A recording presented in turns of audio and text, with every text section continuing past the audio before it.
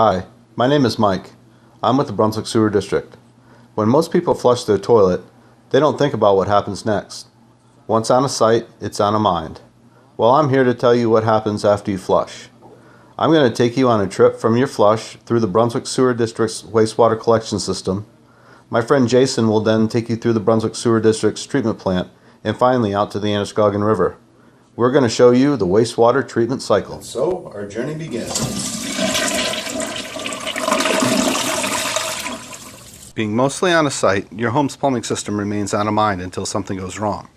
While plumbing may appear to be a complex maze of pipes, fittings, and valves, your home's plumbing system is actually rather simple and straightforward. Clean potable water enters your home through the main water supply line. The water is metered to determine your household usage and therefore the amount of water that enters the sewer system. An average family of 4 uses approximately 175 gallons of water per day.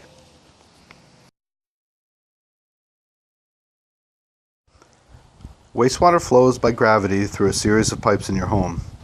Wastewater must first flow through a U-shaped trap that holds standing water and prevents sewer gases from entering your home. By state and local plumbing codes, every fixture must have a drain trap. If not used for a lengthy period of time, these traps may become dry and sewer odors can enter your home. Simply pour a little water down your drain to fill the trap and eliminate these odors.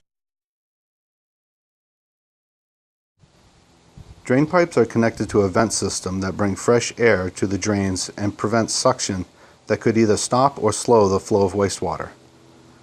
Vent pipes exit your home through one or more roof vents. It's important to ensure that these roof vents do not become clogged. Once wastewater flows through your home's internal plumbing system, it exits your house through what's called a sewer service line. A typical house service is 4 inches in diameter. Much larger service lines exist for office complexes and retail development sites. Service lines generally run perpendicular to the street until the point at which it ties into the main sewer line. Property owners are responsible for the installation, maintenance, and all related costs to the sewer service line. Sewer service lines carry the wastewater to the mainline sewer system, which is beneath the streets we travel every day. There are assorted sizes and types of sewer mains weaving their way throughout Brunswick. The main collection system consists of nearly 1,100 manholes and over 63 miles of pipe that range from 6 to 30 inches in diameter. Most wastewater flows by gravity through the collection system. In areas where the sewer would be too deep and gravity lines are not feasible, pump stations are used to lift the sewage to a higher point in the system, and wastewater continues its gravity flow towards the treatment plant. The district maintains more than 51 pump stations in the Brunswick-Topsham area. Manholes, or sanitary maintenance holes as they are known today, serve many purposes. These structures beneath our streets provide access for cleaning, video inspection, and flow data collection. Force main lines from pump stations flow into manholes where the force main is terminated, and the sewer once again flows by gravity. Manholes are spaced approximately 300 feet apart, or at any place where a sewer line needs to redirect, such as intersections. Usually manholes are concrete or brick. Some manholes in Brunswick are 23 feet deep, and one of them was dug by hand and installed brick by brick more than 100 years ago and is still in use today. Pump stations, also known as lift stations, are used to pump wastewater when gravity flow is not feasible. You will usually see them located at the bottom of hills throughout town. Pump stations often include equipment to reduce the intake of rags and large products that can clog pumps. There are 2 main types of this equipment.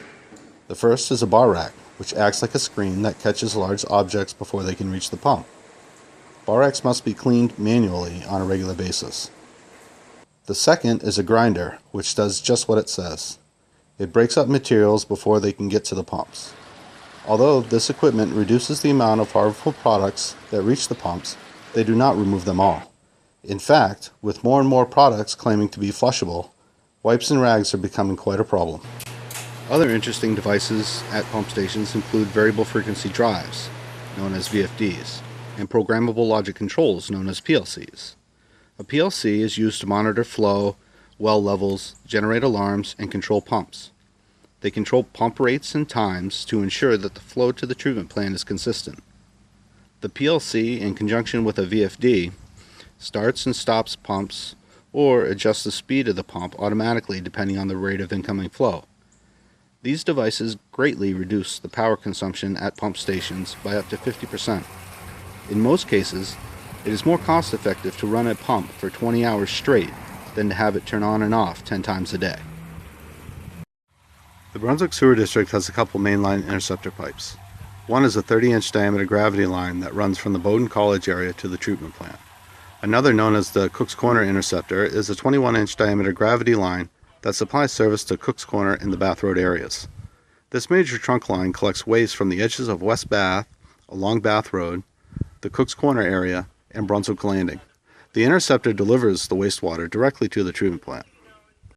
Now that you have seen the collection system process, I will hand you off to my friend Jason, who will take you through the treatment plant.